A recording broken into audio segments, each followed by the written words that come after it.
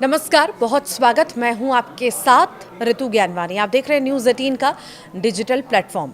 8वें वेतन आयोग 2025 को लेकर देश भर के सरकारी कर्मचारियों और पेंशन भोगियों में बड़ी उत्सुकता देखी जा रही है।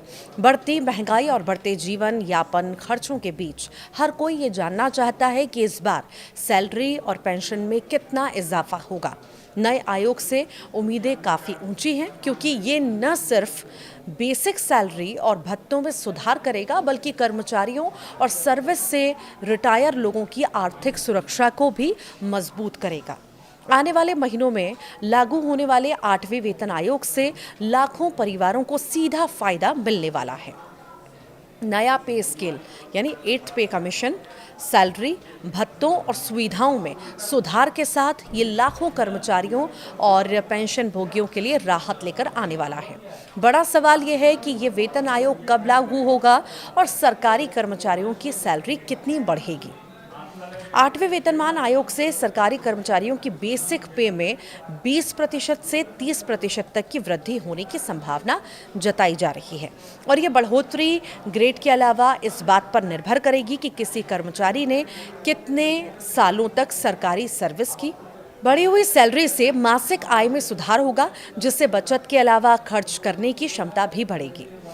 पेंशन भोगियों के लिए खुशखबरी है। 8वें वेतन आयोग से पेंशन भोगियों की पेंशन में भी महत्वपूर्ण बढ़ोतरी करने जा रहा है।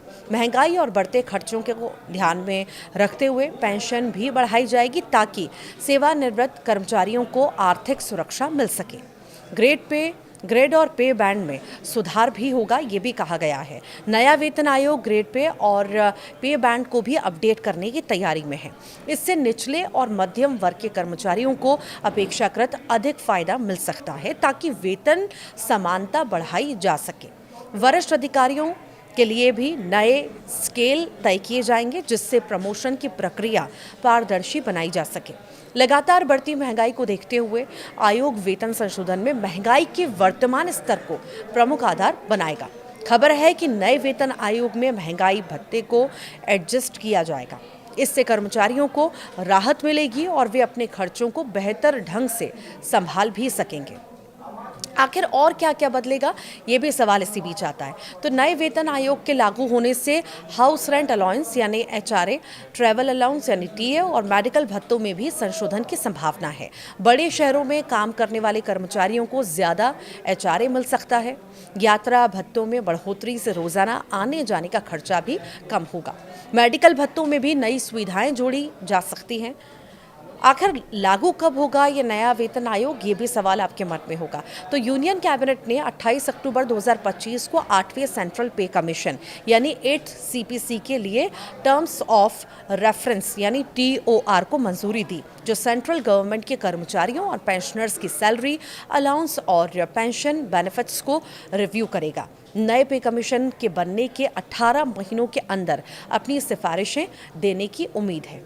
सरकार ने justice Ranjana Prakash Desai, supreme court की पूर्व जज हैं, ये इसका चेयरपर्सन इन्हें बनाया है। कमीशन में एक पार्ट टाइम मेंबर यानी IIM बैंगलोर के प्रोफेसर पुलक घोष और एक member secretary Pankaj Jain secretary होंगे। इसके बनने के बाद सिफारिशें देने के लिए 18 महीने का समय है। उम्मीद है कि ये बदलाव 1 जनवरी 2026 से लागू होंगे, लेकिन अभी इस बारे में सरकार ने पक्के तौर पर कुछ भी नहीं कहा है। पर जो फायदे मिलने वाले हैं उसको लेकर के आप क्या सोचते हैं, ज़रूर बताइएगा।